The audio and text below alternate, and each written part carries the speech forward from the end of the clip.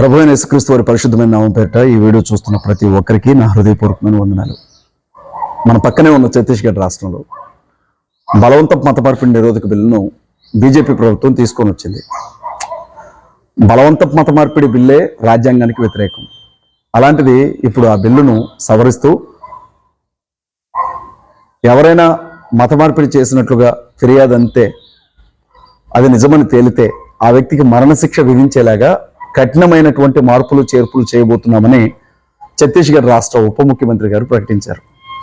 మొన్న మధ్యప్రదేశ్ రాష్ట్రంలో ముఖ్యమంత్రిగా ఉన్నటువంటి మోహన్ యాదవ్ గారు కూడా ఇదే విషయాన్ని ఢిల్లీ వేదికగా మహిళా దినోత్సవం సందర్భంగా ప్రకటించారు. ఉత్తరప్రదేశ్ రాష్ట్రంలోనైతే ఆల్రెడీ ఈ మత మార్పిడి నిరోధక బిల్లులకు సంబంధించినటువంటి కేసుల్లో పాస్టర్లకి శిక్షలు కూడా విధిస్తున్నారు. దాదాపు ఇప్పటికే 13 రాష్ట్రాల్లో మత మార్పిడి నిరోధక బిల్లులను తీసుకొని వచ్చి పాస్టర్స్కి భూమి మీద హిందువులు ఎంత భయంకరంగా వేధించగలరో, ఎంత నరకం చూపిస్తున్నారు. సరే, ఏది ఏమైనప్పటికీ ఛత్తీస్గఢ్ రాష్ట్ర క్రైస్తవ ప్రజల కొరకు ప్రార్థన చేయండి. భారతీయ జనతా పార్టీ ఏ రాష్ట్రాల్లో అయితే అధికారంలో ఉందో ఆయా రాష్ట్రాల్లో క్రైస్తవులకు ఇనప చట్టాలు తప్పట్లేదు. మత మార్పిడి అనేది రాజ్యాంగబద్ధం. మత మార్పిడి అనేది రాజ్యాంగం ఇచ్చినటువంటి హక్కు. మత మార్పిడి అనేది సుప్రీంకోర్టు ఇచ్చినటువంటి తీర్పు. తనకు నచ్చిన మతాన్ని స్వీకరించవచ్చు. నీకు ఒక దేవుణ్ణి ఇన్ని రోజులు నువ్వు నమ్ముకున్నావు, నీకు నచ్చలా ఇంకొక దేవుణ్ణి నమ్ముకోవచ్చు. ఇన్ని రోజులు ఒక మతాన్ని ఆచరించావు, నీకు నచ్చలా ఇంకొక మతాన్ని ఆచరించవచ్చు. అయితే బలవంతంగానో లేకపోతే ప్రలోభ పెట్టో లేకపోతే చంపుతానని బెదిరించో ఒక వ్యక్తిని మతం మార్చడం మాత్రం తప్పు. అలాంటివి భారతదేశంలో ఎక్కడ జరగల. అలాంటివి ఏమైనా చేస్తే అవి హిందువులే చేశారు తప్ప క్రైస్తవులు కానీ ముస్లింలు కానీ ఆ పని ఎప్పుడూ చేయరు. కానీ వాళ్ళని వదిలేశారు. గర్వాపసి పేరుతో బలవంతంగా మత మార్పిడి చేయాలని ప్రయత్నిస్తున్నటువంటి హిందువులను వదిలేసి క్రైస్తవుల్ని ముస్లింస్ని పట్టుకొని కొడుతున్నారు. ఇవాళ చర్చిలో యేసుక్రీస్తు ప్రభువుని నమ్ముకున్నటువంటి వ్యక్తికి బాప్తిసం ఇచ్చే అధికారాన్ని పాస్టర్స్ దగ్గర నుంచి తీసేశారు. చర్చిలో ఉన్నటువంటి పిల్లలు పెళ్లిడికి వచ్చినప్పుడు వాళ్ళకి పెళ్లిళ్ళు చేసే మ్యారేజ్ లైసెన్స్ని పాస్టర్స్ దగ్గర నుంచి తీసేశారు. అలాగే పబ్లిక్గా సువార్త సభలు జరుపుకోవడానికి ఉండే హక్కుని పాస్టర్స్ దగ్గర నుంచి తీసేశారు. చర్చిల మీద మసీదుల మీద ఉండే ఆ మైకుల్ని తీసేశారు. గృహ కూడికలు జరిపే అవకాశం లేకుండా ఇళ్లలో ఆరాధనలు జరిపే అవకాశాన్ని తీసేశారు. ఇన్ని రోజులు యావజ్జీవ కారాగార శిక్ష, ఒక 10 లక్షల జరిమానా అని అన్నారు. ఇప్పుడు ఏకంగా మరణ శిక్ష అంటున్నారు. చూద్దాం ఎంతవరకు వెళ్తుందో. ఆంధ్ర రాష్ట్రంలో కూడా మహాకూటమి ప్రభుత్వం ఉంది. చంద్రబాబు నాయుడు, పవన్ కళ్యాణ్ గారు, పురంధేశ్వరి పక్కా క్రైస్తవ ముస్లిం వ్యతిరేకులు వాళ్ళు. ఇలాంటి ఒక చట్టం త్వరలోనే ఆంధ్రాలో వచ్చినా ఆశ్చర్యం ఏమీ ఉండదు. ఇదండి పరిస్థితి. అయితే నేను మీతో ఒక విషయం చెప్పాలి. ఈ మధ్యకాలంలో వరుసగా యూట్యూబ్ ఛానల్స్లో నేను ఇంటర్వ్యూలు ఇస్తున్న విషయం మీ అందరికీ తెలుసు. సిగ్నేచర్ స్టూడియో కావచ్చు, రెడ్ టీవీ కావచ్చు, ఐరా మీడియా కావచ్చు, శివ స్టూడియోస్ కావచ్చు, ఇంకా అనేక ఛానల్స్లో నేను ఇంటర్వ్యూ ఇచ్చాను. ఇంటర్వ్యూలు నేను ఇచ్చేది నన్ను నేను ఫేమస్ చేసుకోవడానికి కాదు. రెండవది వేరే మతాన్ని కించపరచడానికి కూడా కాదు. అనేక సంవత్సరాలుగా క్రైస్తవుల మీద, ముస్లింల మీద, దళితుల మీద హిందుత్వవాదులు పెద్ద ఎత్తున దాడి చేస్తున్నారు. అనేక చోట్ల కొట్టారు, ప్రతిరోజు తిడుతున్నారు, చాలా మందిని చంపారు, చర్చలను తగలబెట్టారు, బైబిల్ గ్రంథాలను తగలబెడుతున్నారు. మణిపూర్ లాంటి రాష్ట్రాల్లో అయితే ఆడబిడ్డలను నగ్నంగా ఊరేగించారు. క్రైస్తవులు అయితే రాష్ట్రాలను వదిలిపెట్టి ప్రాణభయంతో వేరే రాష్ట్రాలకు పారిపోయినటువంటి అనేక సంఘటనలు మనం చూసాం. ఇవి ప్రతిరోజు నిత్య కృత్యంగా జరుగుతున్నాయి. కానీ అడిగే వాళ్ళు ఎవరు లేరు. మమ్మల్ని ఎందుకు కొడుతున్నారు, మేమేం తప్పు చేసాం, మమ్మల్ని ఎందుకు కొడుతున్నారు అని మన తరపున గొంతెత్తి మాట్లాడేవారు లేరు. దేవుడు నా మనసులో ఉంచిన భారాన్ని బట్టి నేను మాట్లాడుతున్నాను. దానికి ప్రతిఫలంగా వాళ్ళు నన్ను ఎంత టార్చర్ చేస్తున్నారు అని అంటే, నాకు 2 చిన్నపిల్లలండి.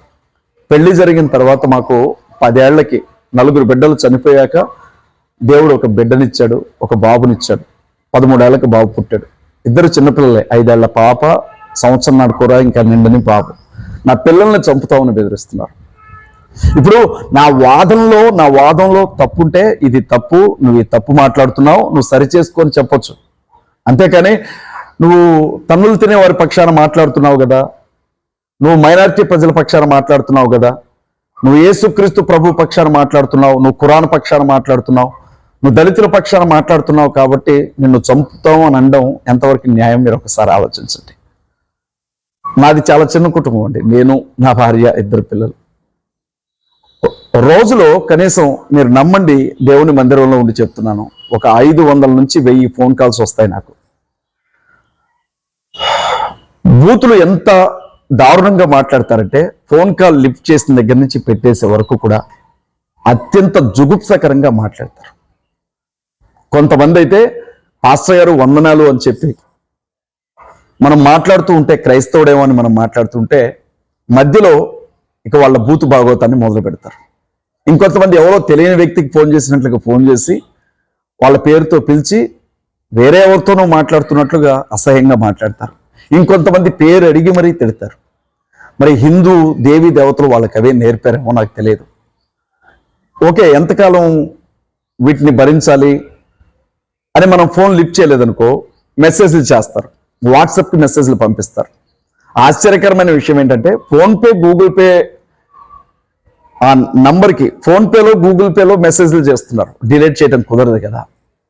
ఎంత అసభ్యంగా మా అమ్మని తిడుతున్నారు, నా భార్యను తిడుతున్నారు, నా బిడ్డని, నా ఆడబిడ్డని తిడుతున్నారు, నన్ను చంపుతూ ఉంటున్నారు. ఇప్పుడు ఏదో ఆశించి నేను ఈ పని చేయట్లేదండి. నాకు ప్రజల సానుభూతి కూడా అవసరం లేదు. జరుగుతుంది అన్యాయం కాబట్టి ఇది ఎక్కడ అన్యాయం అని చెప్పి నేను మాట్లాడుతున్నాను.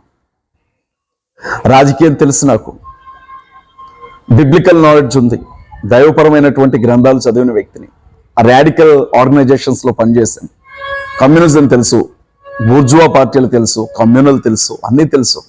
ఏమో మనసాగట్లేదు నాకు. వాళ్ళు అలా మాట్లాడుతూ ఉంటే నేను మాట్లాడుతున్నాను. ఎంత అసభ్యంగానండి, అంత అసభ్యంగా మాట్లాడుతున్నారు. మీ ఇంట్లో కూడా స్త్రీలు ఉంటారు కదా, అమ్మ, అక్క, చెల్లి అనుకుంటా, వాళ్ళతో కూడా అలాగే మాట్లాడతారేమో మరి. వాళ్ళ గురించి కూడా అలాగే మాట్లాడాలని మీరు ఆశపడుతున్నారేమో మరి. ఇప్పుడు అరే గాడిద నా కొడుక అంటాడు ఒకడు, వాడి పేరు చెప్పడం కూడా అనవసరం. వాడు చూడడానికే ఊర పందిలాగా ఉంటాడు. వాడిని కోస్తే ఊరు మొత్తం సరిపోతుంది. ఊరు మొత్తం వాటాలు వేసుకుని తిన్నా ఇంకా సగం మిగులుతుంది. వాడు నన్ను గాడిద నా కొడుక అంటాడు. వీళ్ళు ఏం చేస్తున్నారంటే నా ఫోన్ నంబర్ వాళ్ళు వీడియోలు చేసి ఆ వీడియోల పైన నా ఫోన్ నంబర్, నా కాంటాక్ట్ నెంబర్ ఇస్తున్నారు. అంటే వీళ్ళకిలాగా దొంగతనంగా ఒక నంబర్ దాచుకొని ఇంకొక నంబర్ ఇచ్చే టైప్ కాదు కదా. నేను ఉన్న నంబర్ ఇచ్చేస్తాను కదా. నాకున్న నంబర్ 9000688955 నంబర్ ఇస్తాను కదా నేను ఓపెన్గా. ఆ నంబరు వాళ్ళ సబ్స్క్రైబర్స్కి తెలిసేలాగా, నన్ను ఫోన్ చేసి బెదిరించేలాగా ఓపెన్గా వీడియోస్ మీద పెడుతున్నారు. ఇక మీకు తెలుసు కదా, బార్ షాప్లో కూర్చొని ఒక క్వార్టర్ తాగినా, ఒక బీర్ సీసా తాగినా, ఒక కిళ్ళి వేసుకున్నా, ఒక సిగరెట్ తాగినా, నలుగురు వాళ్ళు కలిసిన, ఇక నోటికి ఎంత వస్తే అంత నలుగురు ఒక చోట నుంచి కంటిన్యూస్గా కాల్స్ అండి. చాలా దారుణంగా ఇబ్బంది పెడుతున్నారు. జై శ్రీరామ్ అని అంటున్నారు. నేనేమంటున్నానంటే చచ్చిపోయిన వాడికి జై ఎందుకు కొడతాం రా బాబు, ఆయన చచ్చిపోయాడు, సరయు నదిలో దూకి ఆత్మహత్య చేసుకొని చచ్చిపోయాడు కాబట్టి మేము జోహార్ మాత్రమే చెబుతామని నేను అంటున్నాను. యేసుక్రీస్తు ప్రభు మీద ఎన్ని షార్ట్ ఫిల్మ్లు తీశారండి వీళ్ళు. మరీ తల్లి మీద ఎన్ని షార్ట్ ఫిల్మ్లు తీశారు. బైబిల్ గ్రంథం మీద ఎన్ని షార్ట్ ఫిల్మ్లు తీశారు. ఎలా చూస్తాడు కరుణాకర్ సుబ్బిన, వాడు కూడా తీశాడు కదా. ఇవాళ నా గురించి నోటుకొచ్చినట్లుగా మాట్లాడేవాళ్ళు నిన్నటిదాకా మీరు చేసిన వ్యభిచారం సంగతి ఏంటి? నేను చెప్పాను, నేను తీస్తున్నటువంటి షార్ట్ ఫిల్మ్ అందులో ఏమైనా తప్పులున్నా, కల్పితాలున్నా, నేను ఎవరినైనా కించపరిచినా చట్టపరంగా మీరు కేసు పెట్టుకోండి, కోర్టులకు పిలిపించండి, నన్ను న్యాయపరంగా ఏమైనా ఎదురైతే నేను ఎదుర్కొంటాను అని చెప్పాను. కానీ వినట్లేదండి, బెదిరిస్తున్నారు. నువ్వు ఆ టైటిల్ తీసే. అరే జై శ్రీరామ్ పేరుతో ఎంత దారుణమైనటువంటి మారణకాండ జరుగుతుంది భారతదేశంలో. ఉన్న విషయాన్ని ఉన్నట్లుగా చూపిస్తాం కదా. మేమన్నా చావా సినిమాలు అలాగా లేని విషయాలన్నీ కల్పించి రాసి చంబాజీని, పిల్లి చంబాజీని సింహం చంబాజీగా ఏమైనా చూపించామా? చంబాలాగా లేదు కదా. ఉన్న విషయాన్ని చూపిస్తాం. దేనికంత ఉలిక్కి పడుతున్నారు మీరు? దేనికి తట్టుకోలేకపోతున్నారు? ఒక్క చిన్న వాస్తవం చెప్తే, అంటే మందబలంతో నా నోరు మూయాలనుకుంటున్నారా? నన్ను భయపెట్టాలనుకుంటున్నారా? నా ఇంటి మీద దాడి చేస్తానంటున్నారు, నా బిడ్డలను చంపుతానంటున్నారు, నన్ను చంపుతానంటున్నారు. నాకు సిగ్గు అనిపిస్తా ఉంది ఇలా చెప్పుకోవాలంటే. ఇలా ఒకళ్ళ మీద చాడీలు చెప్పడం అంటే నాకు చాలా అసహ్యం. అట్లా చెప్పను నేను. కానీ పదే పదే ఈరోజు ఒక సహోదరుడు అంటున్నాడు, ఏ క్రైస్తవుల కోసం, ఏ ముస్లింల కోసం, ఏ దళితుల కోసం నువ్వు కొట్లాడుతున్నావో ఒక 10 లక్షల రూపాయలు మావు కాదనుకొని వాళ్ళకి ఇచ్చేస్తాయి. నిన్ను నడి రోడ్డు మీద అడ్డంగా నరుకుతారు వాళ్ళే. కనీసం నిన్ను ఇంకెవరైనా నరుకుతుంటే కూడా నీ కోసం వాళ్ళు రోడ్డు మీద కూడా రారు నువ్వు అనుకుంటున్నావేమో. వాళ్ళ కోసం నువ్వు మా మీద కొట్లాడుతున్నావా అని అంటున్నాడు. అది బాధ అనిపించిందండి, నాకు బాగా బాధ అనిపించింది. ఇప్పుడు సపోర్ట్ చేయకపోగా, అండగా నిలబడకపోగా క్రైస్తవ పాస్టర్స్ నా మీద వీడియోలు చేయటం ఏంటండి నాకు తెలియకడుగుతాను. నేను ఎవరినన్నా కించపరిచానా? ఏ పాస్టర్ గారు నన్ను కించపరిచానా? ఏ మినిస్ట్రీ నన్ను కించపరిచానా? ఎవరినన్నా అవమానిస్తూ మాట్లాడాను? ఎవరి వ్యక్తిగత విషయాలను మాట్లాడానా? నన్ను టార్గెట్ చేయటం ఏంటండి బాబు? ఒకవైపు ఆర్ఎస్ఎస్ మీద, విశ్వ హిందూ పరిషత్ మీద, బజరంగ్ దళ్ మీద,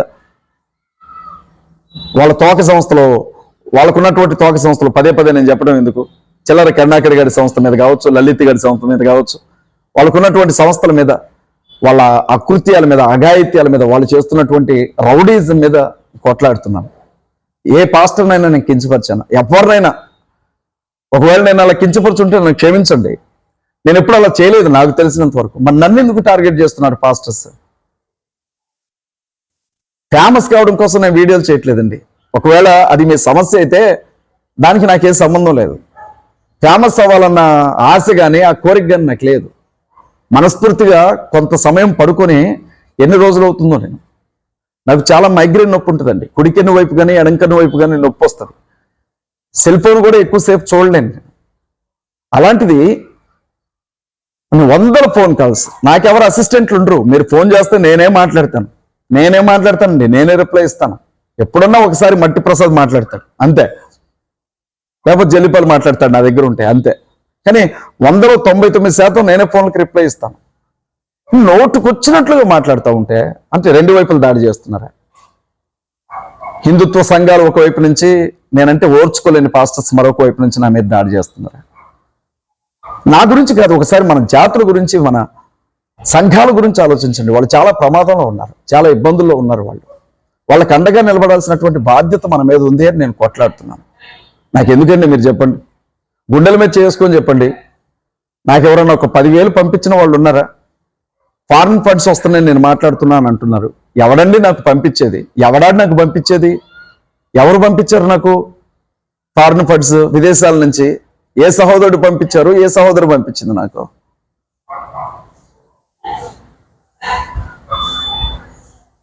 వీడియోలు చేయడానికి నేను చెప్పుకోవద్దు, సిగ్గు చేటిది.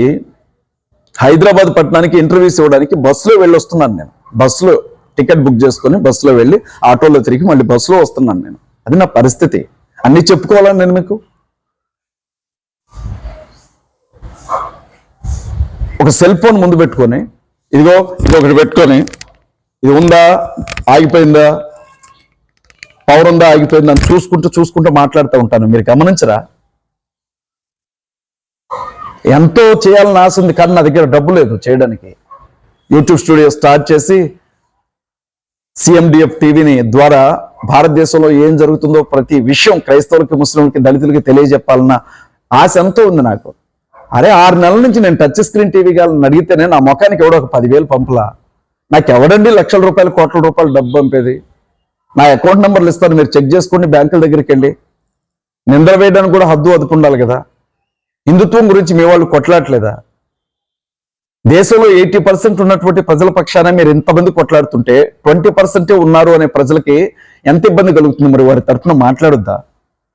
ప్రధానమంత్రి మీ వాడే, కేంద్ర హోంమంత్రి మీ వాళ్లే, రాష్ట్ర ముఖ్యమంత్రులు మీ వాళ్లే, రాష్ట్రాల్లో బీజేపీ ప్రభుత్వాలు, ఎమ్మెల్యేలు, మినిస్టర్లు, ఎంపీలు మీ వాళ్లే, ఎస్పీలు, కలెక్టర్లు మీ వాళ్లే, ఎంఆర్ఓ ఆఫీసుల్లో మీ వాళ్లే, జడ్జిలు మీ వాళ్లే.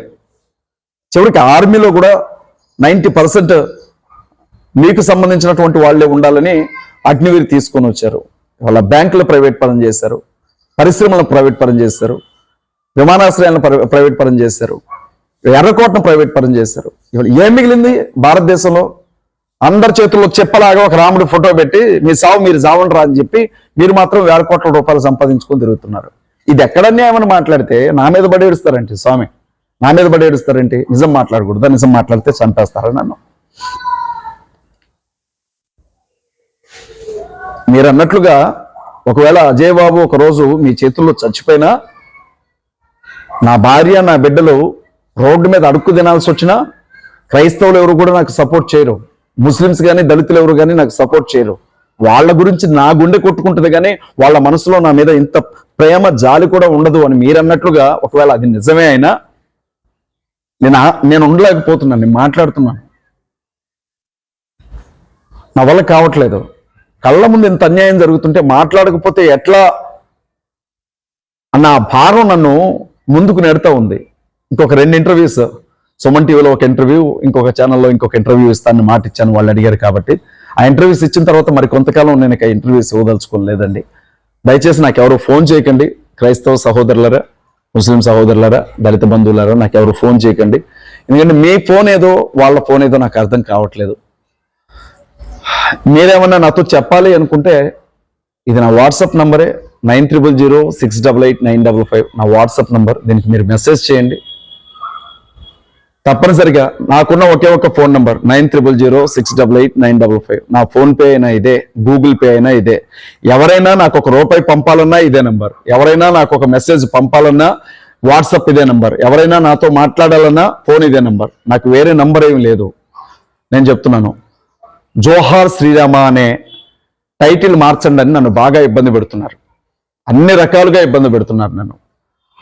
నేను చెబుతున్నాను, అదే టైటిల్తో నేను షార్ట్ ఫిల్మ్ తీస్తాను. 10th క్లాస్ ఎగ్జామ్స్ కాగానే, పిల్లలకి సెలవులు ప్రకటించగానే నా షార్ట్ ఫిల్మ్ నేను తీస్తాను తప్పనిసరిగా. తప్పులు ఏమైనా ఉంటే నడు రోడ్డు మీద ఉరిదీయండి, అది నిజమే అయితే మూసుకొని మీరు కూడా చూసి వెళ్ళిపోండి. మీరు తీయట్లేదా? యూట్యూబ్ ఛానల్స్ వాళ్ళకు కూడా చెప్తున్నాను, అజయ్ బాబు ఫోటో వేసుకోవచ్చు, తప్పులేదు. అజయ్ బాబు గురించి విమర్శనాత్మకంగా ఏ తమ్ములైనా పెట్టవచ్చు, తప్పలేదు. కానీ అజయ్ లంజా కొడుకు అని పెట్టకండి దయచేసి. మా అమ్మని తిట్టకండి. యూట్యూబ్ ఛానల్స్కి చెప్తున్నాను, మా అమ్మని తిట్టకండి, మా నాన్నని తిట్టకండి, నా భార్యని తిట్టేలాగా వీడియోల్లో నా బిడ్డని తిట్టుకుంటూ తమ్ములైన్లు పెట్టకండి. మీకు వ్యూస్ వస్తాయేమో కానీ నాది కూడా కుటుంబం, నేను మనిషినే కదా, నాకు పర్సనల్ లైఫ్ ఉంటుంది కదా. దయచేసి మమ్మల్ని కించపరచకండి. మేము ఎన్ని ఇబ్బందుల్లో ఉన్నామో, మేమెంత కష్టంలో ఉన్నామో, ఎలాంటి స్థితిలో ఉండి పరిచర్య చేస్తున్నానో మీకు తెలియదు కదండి. ప్రతిదానికి మీ ముందుకు వచ్చి సెల్ ఫోన్ ముందు కూర్చొని ఏడ్చే రకం కాదు నేను. దయచేసి అర్థం చేసుకోండి. క్రైస్తవులు నాకు ఫోన్ చేయొద్దు. మీరేమన్నా అర్జెంట్ విషయం నాతో చెప్పాలి అనుకుంటే మాత్రం వాట్సాప్ నంబర్కి మెసేజ్ చేయండి. చాలామంది నన్ను మీటింగ్స్కి రమ్మని అడుగుతున్నారు. ఇప్పట్లో నేను ఏ మీటింగ్స్కి వచ్చే ఉద్దేశం నాకు లేదండి, నన్ను ఎవరు కూడా అడగండి దయచేసి. ఏది ఏమైనప్పటికీ చూద్దాం, పరిస్థితులు కొంత చక్కబడే వరకు మీరు ప్రార్థన చేసుకునేటప్పుడు అది మీకు వీలుంటే మీకు జ్ఞాపకం వస్తాయి. ఆ టైంలో మా గురించి కూడా ప్రార్థనలో జ్ఞాపకం చేసుకోండి. మీ అందరికీ నా హృదయపూర్వకమైన వందనాలు. Thank you.